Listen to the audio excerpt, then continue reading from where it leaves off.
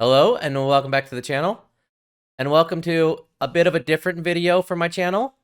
Last week I opened up a couple of boxes of the new Dragon Ball Super set, Realm of the Gods. So I got a little bit inspired to build a deck, and I wanted to show off what I had built.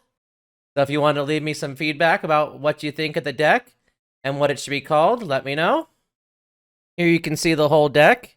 It is a essentially full multicolored deck built around the angels from the new Realm of the Gods set, as well as some of the older angels that were from Draft Box 5.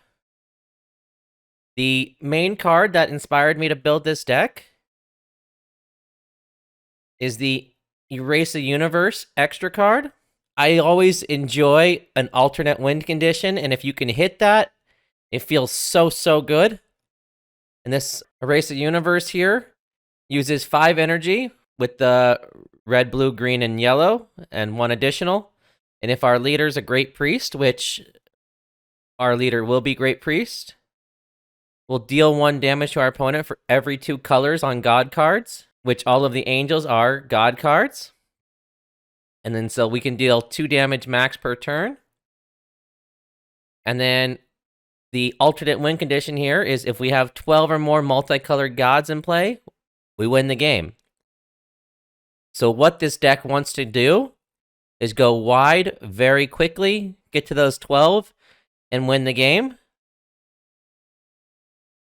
Or, win normally, but come on.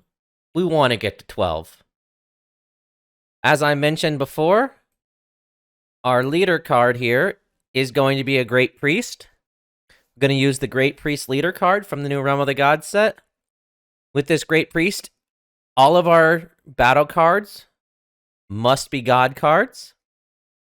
But one of the big things is we negate all energy exhaust on our God cards. So we can play our multicolored cards to our energy area and be able to use them the turn they go in there rather than having to exhaust them. Great Priest here allows us to switch to rest mode and draw 1 card. And if I play it right, I can awaken Great Priest on the 2nd turn, because if there are 4 or more colors in my energy, I can awaken Great Priest here. I can switch this card to the awaken mode, and then draw cards from my life to my hand till down to 6. Then when Great Priest is awakened, still keeps that same negation of the energy exhaust skill. But during battle, once per turn, I can switch this card to rest mode, draw a card, so get a little bit of card advantage, and use any multicolor god in my hand in a combo. Why that one matters is because we're trying to go wide, and we can get cards out actually very cheap when we use cards like Conic, the Angel of Universe 4, who, if you use them in a combo, you can spend 1 red, and at the end of the battle, you can play them from your drop area. Similarly, Martinne has a similar skill, but activate a yellow. And same thing, if she's used in a battle, as a combo in a battle, you can play this card from our drop area. And there's 1 more card with a similar skill, and that's Awamo, the Angel of Universe 1. So Awamo has a little bit more text, but essentially if our leader's a Great Priest and we use it in a combo, we can pay 1 yellow and play this card from our drop area. Awamo has an additional ability, which is switching this card to rest mode on our turn and drawing 1 card. We have some other ways here to get some cards in play very quickly.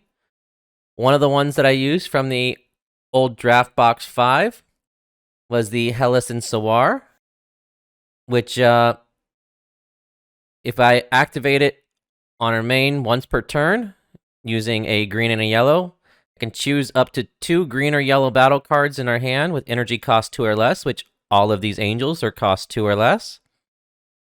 And then they come into play with the skills negated for the turn, but that allows us to get 2 cards out each turn for just 2 energy. And then our opponent also has to discard a card from their hand to the drop area. So this is one of the big engines that's going to keep everything moving. If we can get Heles and Sawar down on turn 2. On turn 3, we then have 2 more come off of Heles and Sawar, plus another one come off from the combo. So that would be 3 creatures in play on turn 3, and we just grow from there. We have some other support cards in the deck, which is going to help us to combo off as well. So have a Unison Warrior here in the deck, which is another Great Priest, the Great Priest Invitation to Battle. Paying 3 blue, as long as Great Priest is our leader, we can play it into play with 3 markers on it, so we don't have to pay the X to get the markers. Then mainly going to be using the +1 ability. So if we switch this card to rest mode, we switch up to 1 blue god card and our energy to active, so we gain an energy back. And then I can choose 1 god card with a combo cost of 1 and use it in a combo. That will work with Awamo, or it will work with some other cards here. One of those cards is Marcarita. So if Marcarita is played in a combo, our opponent chooses 1 card in their hand and discards it. So that gives us a little bit of card advantage. And then one of the other benefits of Marcarita, she has barrier and blocker, so we can protect our leader. Another one that can be played off of our Unison Warrior Great Priest is Kusu. When Kusu is played in a combo, or just played in general, our opponent chooses a card in their hand and places it at the bottom of their deck. So another discard ability, but this time to the deck. And then when this card is played just normally, one of our opponent's battle cards with an energy cost 6 or less is placed at the bottom of its owner's deck. So this will allow us to handle a threat on the board that's up to 6 costs. So some of the other cards we have in there, like Kusu, that's going to be some board control. This is another Kusu, but this time with Rumsshi and Kusu from the Draft Box 5, which allows us once per turn during the main phase, pay a blue and a green, and choose up to one of our opponent's battle cards and KO it. Then we also get a card. So that's going to allow us to control the board state, and we can go wide while our opponent is kept under wraps. Another card to control the board is Iwne and Awamo, which allows us to activate a blue and a yellow during the main phase. We can choose one of our opponent's battle cards and place it at the bottom of their deck. And then at the start of our opponent's next main phase, we get 2 energy back to active mode, which will allow us to combo another card, maybe, and then possibly get another card in play. Another one that could be used in a combo to give us a little bit of advantage would be Sawar. Sawar here is Sawar when played from our hand or at the end of battle where it's used in a combo. We choose one of our opponent's battle cards with energy cost 4 or less that is in rest mode and KO it. This is a little bit more situational, but we have some cards that can switch our opponent's battle cards to rest mode. One of the cards that's able to do that is Sidra and Mohito, which allows us to activate a red and a yellow and choose one of our opponent's battle cards or energy and switch it to rest mode. Then choose a battle card and get it minus 2,000 power. So if Sidra is used in conjunction with Sawar, we can then KO a battle card with cost 4 or less. Then we have another card that's going to give us some card advantage over our opponent, as well as whittling them down some. Korun, the Angel of Universe 8, lets us activate red and green during main. And since our leader's Great Priest, we can switch this card to rest mode, and our opponent chooses 1 card in hand and discards it. And then if our opponent has 3 or more life, we deal 1 damage to them. So we can get them down to 3 damage, as well as get a bit of card advantage over our opponent.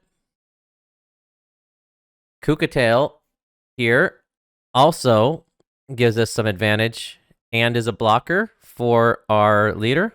When we play Cucatail, our opponent may place one card from their life in their drop area.